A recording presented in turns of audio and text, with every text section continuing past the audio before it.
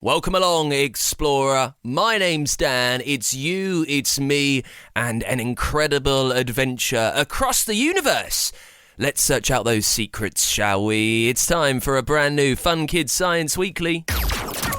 This is the podcast where we search out all the science that's lurking through the solar system and beyond, and we learn so much of the good stuff. This week we're cracking open the science of your heart, how it pumps, why it's so powerful, and the secrets hidden in every beat. Your heart in a lifetime beats about 35 billion times. I'm a male, and my blood volume is around about 6 litres, and I need to pump 6 litres of blood around my body every minute. Also, our Dangerous Dan presents us with a confusingly named creature, and we're stepping into the past, exploring the science and stories that shape what we know about the world. You get to be a kind of hero of history. Museum workers get to choose what awesome things to collect and are preserved, kind of like being a guardian for how humans will be remembered for all of time. It's all on the way in a brand new Fun Kids Science Weekly. Let's start with your science in the news. One of the UK's most critically endangered mammals, the wildcat, could make a return from extinction.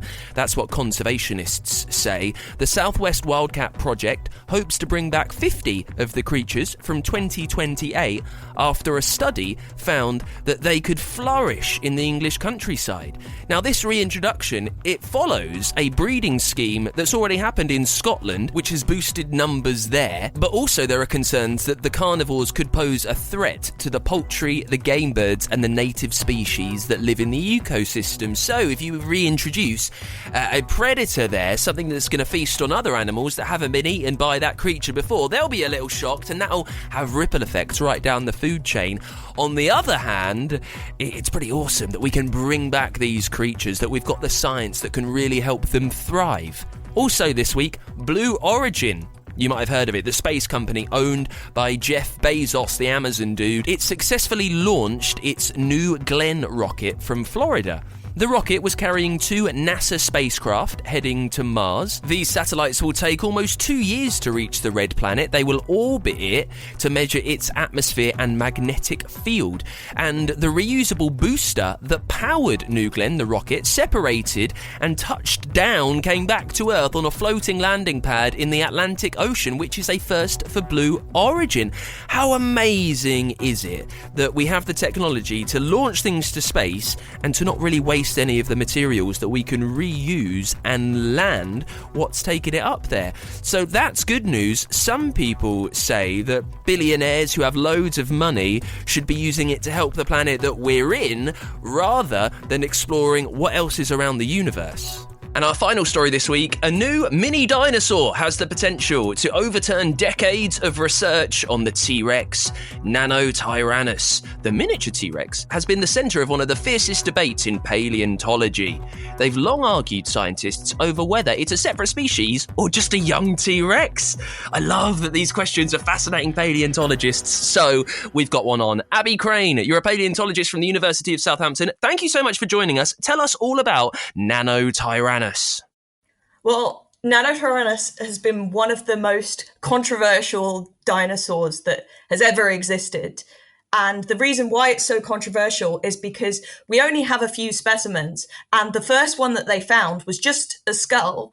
And it looks just like a small T-Rex for the most part. And it is especially controversial because that initial skull was of a juvenile individual. So a young one, probably a teenager or so. And so a lot of scientists for a really long time have argued that Nanotyrannus isn't actually its own species, but is rather a teenage T-Rex, and that it would eventually grow into like really big T-Rexes that are well known. Well, so it's a controversial topic. That means people are getting quite heated, quite angry about this. Why is it controversial? Why are scientists, so up in arms about the fact that this might be a young T-Rex or it might be a brand new species? Well, paleontologists, they're very passionate about their dinosaurs, and especially T-Rex. T-Rex is, it's one of the most famous dinosaurs in the world, but it's also one of the most well-studied dinosaurs by paleontologists. We've got quite a lot of fossils of adult T-Rexes. So we know quite a lot about how it lived as an adult, but we don't know much about how it grew and how it lived as a baby. And so a lot of scientists were very excited by the idea that these fossils could represent actually young and juvenile T-Rexes, and they give us insight into how T-Rex grew up, what it ate, and how it lived in its ecosystem. But on the other side of that debate were scientists saying that it's really weird that we only have T-Rex as the only big predatory dinosaur in this ecosystem, and there aren't actually any other big predators. So surely that would be like if we were in the African savannah and there were only lions and there weren't any leopards or cheetahs or anything else around, only the lions. So surely there are smaller predators that we're just missing. And so that's why people have it has been genuinely quite a heated debate for the past 40 years or so that's finally been solved. Well, we'll get to why it's solved in just a second. I'm reading an article that you've written about this, and it said the headline is "New Mini T-Rex rewrites the history of the world's largest predator." How has it rewritten that history? What have we discovered?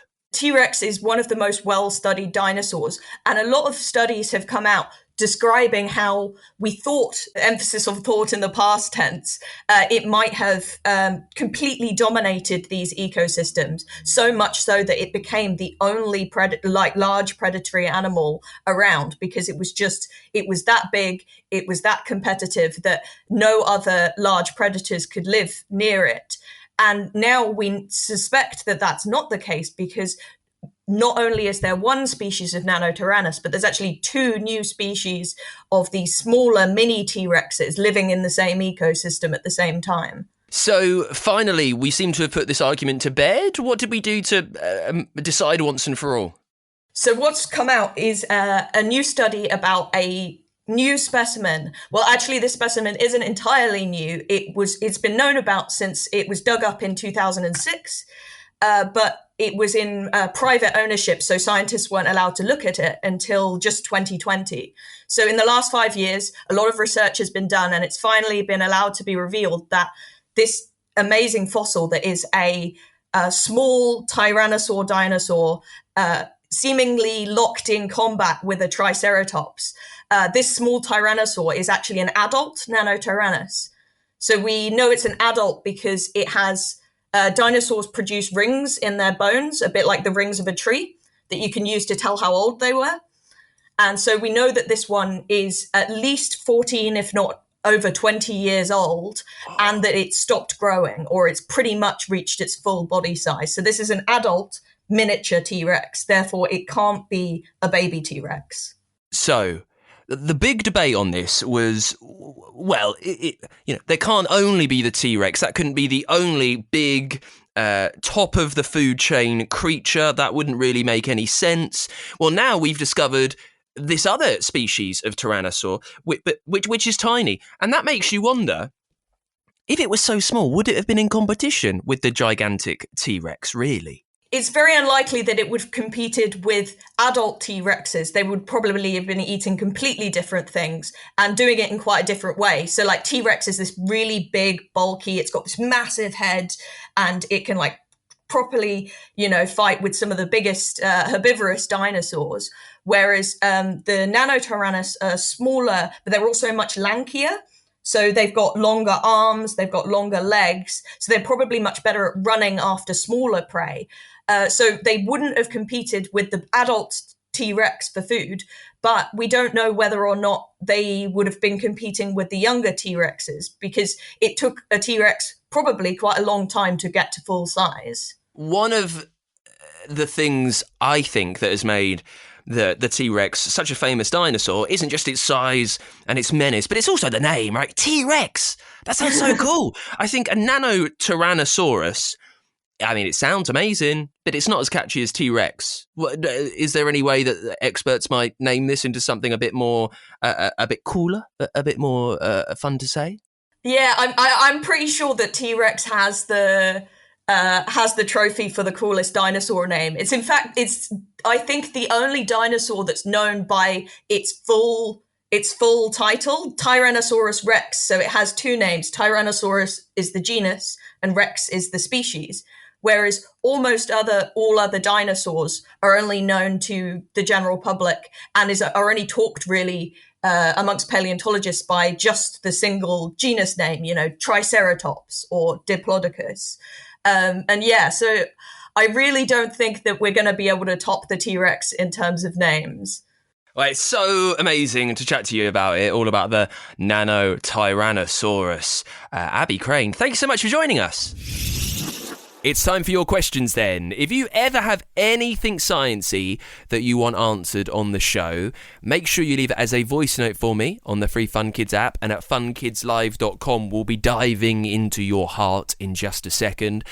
First question, Mathew, thank you for this. Mathew, 10 years old.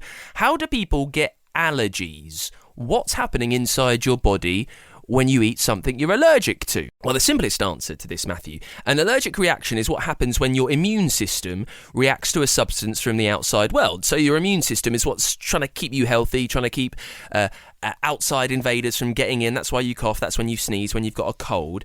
But maybe pollen is trying to get in, or venom, or different types of food. Your immune system makes antibodies. They're a protein, they fight bacteria and viruses. What's happening when you're allergic to something is your immune system gets a bit confused. It identifies something normal, perhaps, as something that's harmful, and it gets to work to defend your body from that. The swelling, the sniffing, every other type of reaction that you get is the antibodies basically attacking your own body. Maybe it's a peanut, maybe it's pollen. It thinks that's an invader when it might just be some food. So it's like, right, team, let's get to work. We need to save the day. It's a little bit confused there. Now, why we get allergies can sometimes be a bit strange. Some scientists think that it's due to an ancient reaction to parasitic worms. Oh, sounds strange. Parasitic worms. Is there a meaner, more grosser sounding creature in the world? Ages ago, before modern health and safety, parasitic worms found it quite easy to get into our bodies and cause us damage. Some scientists think that the proteins of this parasitic worm were the same shape as some of the things that we now come into contact with. So it triggers like an age-old defense system in your body that's confused and reacting to something that is no longer there, Mathew. Thank you very much for the question. Let's get on another one. Brilliant. It's a voice note from Sullivan. What do you have, Sullivan? Hi, my name is Sullivan, and my question is, why do we have to have a heart? Well, Sullivan, thank you so much for your question. Why do we have a heart? I hear it's quite important as well. Shall we figure out what it does? We're joined by Professor James Clark from King's College London. James, why is a heart so important for us? Thanks for an amazing question, Sullivan. We have to go back a little bit, though, to determine why we have a heart. And the reason we need a heart is because we have a circulatory system. And the reason we have a circulatory system is because we're complex organisms. So if you're a monocellular, a unicellular nematode living in a swamp, you don't need a vascular system or heart because you can absorb all your oxygen and nutrients from the surrounding water. But if you're a multicellular organism, you need to deliver blood or fluid to those systems in your body, all those cells, to allow them to metabolize, to use oxygen and use fuel like glucose or fats. So in order to get that blood to those tissues and cells, you need a pump.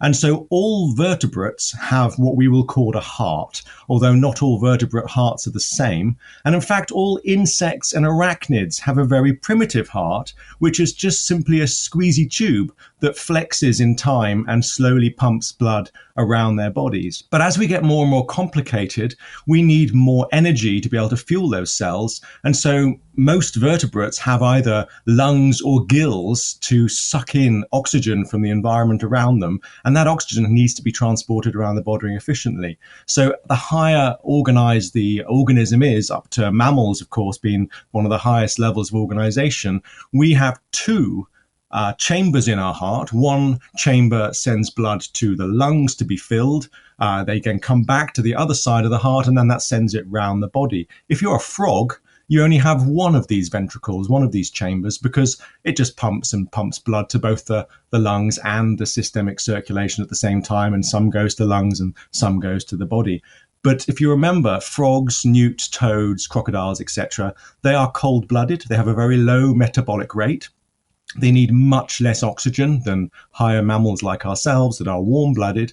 So we've developed these two chambers, one to pump blood to the lungs to be oxygenated and one to pump blood to the systemic circulation. So although it was quite a simple question, I'm afraid the answer is quite complicated.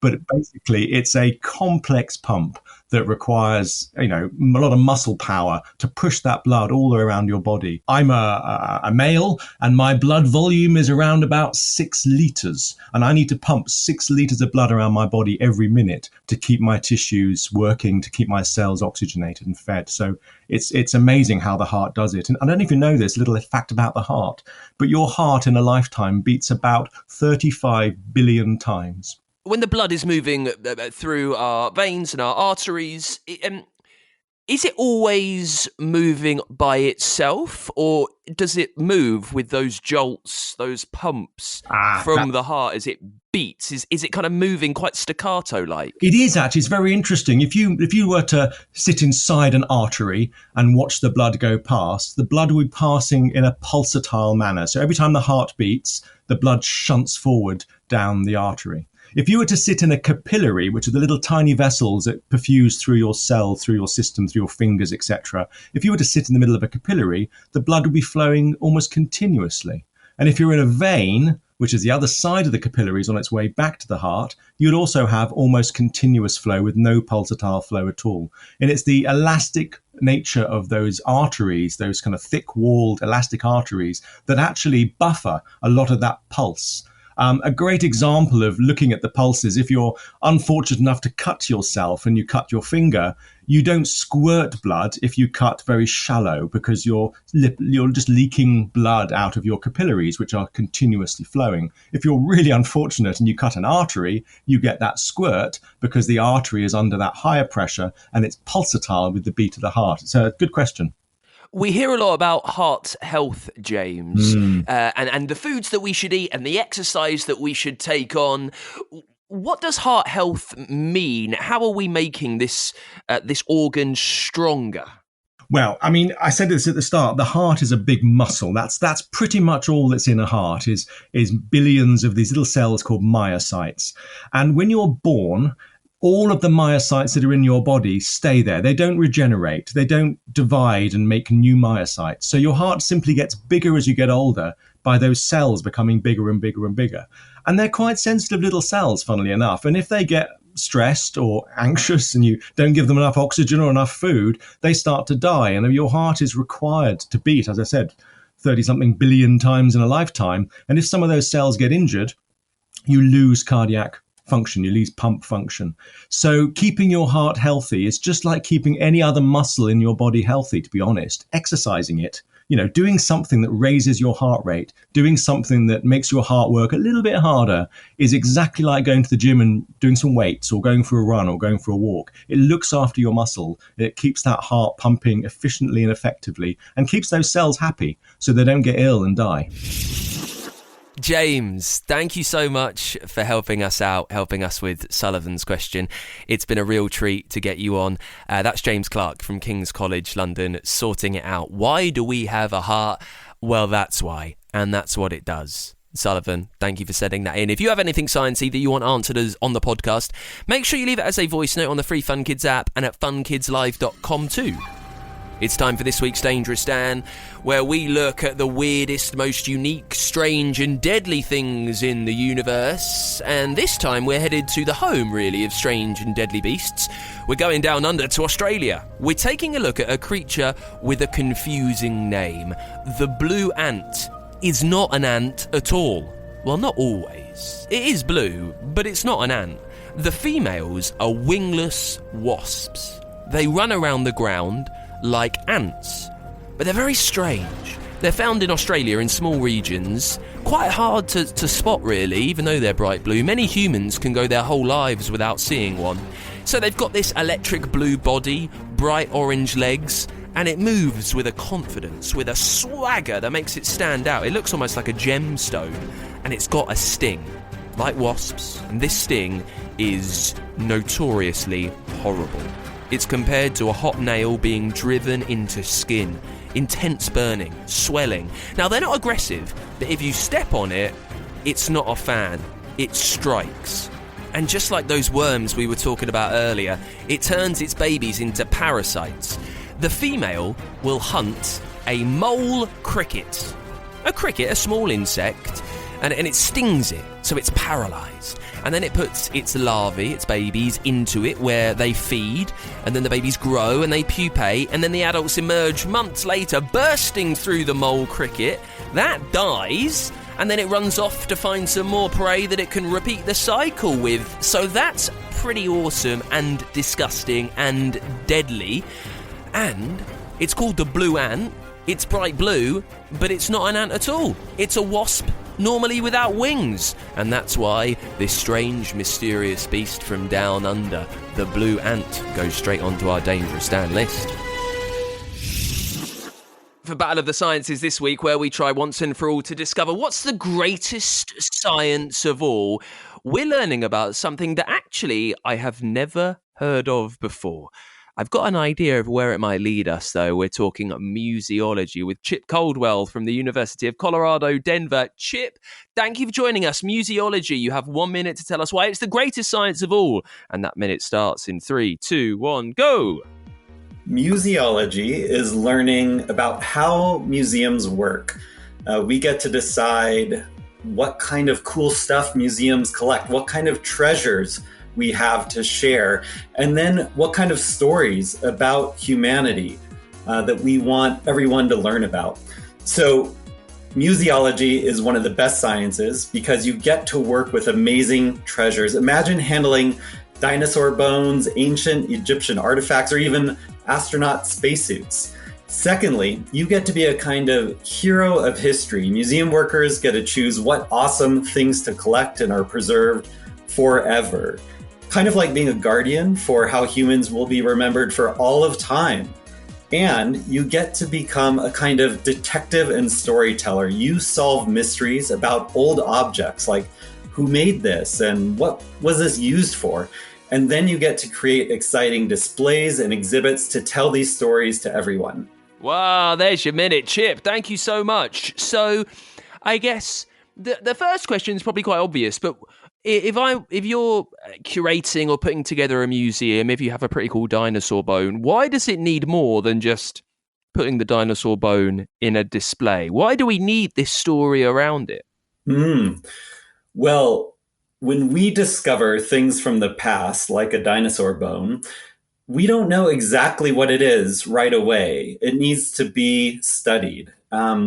Often you don't find an entire dinosaur. You might just find a tiny little fragment of like an arm bone or part of its head or maybe a bit of its back. So you need a larger context to understand which kind of dinosaur this was. How did it die? How did it live? And what does this tell us about the Earth's history? So that is where the kind of detective work comes in.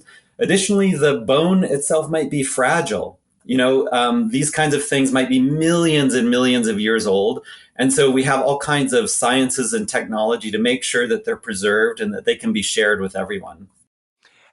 So it's almost like a science and an art of kind of figuring this all out. What else do you love about kind of working with museums to make sure these stories are told and we can learn so much? It's absolutely a science and an art. And I would say you're also a kind of teacher. So if you love working with students, if you love sharing stories, if you love sharing knowledge, this is the career for you, because what we do is first we study things, we use all kinds of technology and tools, some really complicated ones to be a kind of detective of history. But then we need to be storytellers to be able to put this all together. But then importantly, a big motivation that we have in museums is to share it with everybody. We want to make this knowledge accessible. So it is science, it is art, and it is education all in one. You say that you use some quite smart, sophisticated tools at times. Just run us through a few of what those might be. Sure. So one example is what we call carbon dating. And the basic idea is when you find something really old, you don't know exactly how old it is. And yet knowing the precise date can be really informative to some of this detective work. So we use a technique called carbon dating. And this idea is that anything that was once living, so, anything from a snail to a human to a dinosaur, we have carbon in our bones and in our bodies. And that carbon decays, it falls apart over time. And using nuclear technology, we're able to detect how much carbon is left. And using that scale of how much is left, we're then able to very precisely date when that person, that snail, whatever it is, died. And we end up with an exact date. And there's a little thought at the moment, isn't there, Chip, that maybe things that we have in museums should no longer be in the museums, and maybe they should go back all around the world. Just touch on some of those thoughts that we have. Yeah, so museums, like any institution, have a deep history. And there was a time when museum curators would go around the world and they felt they had an obligation and sometimes even a right to collect everything and anything they wanted. And sometimes that included taking things that they shouldn't have, that they didn't have permission, they didn't have the right to collect. So today, looking back, we can acknowledge those histories and we're trying to make it right.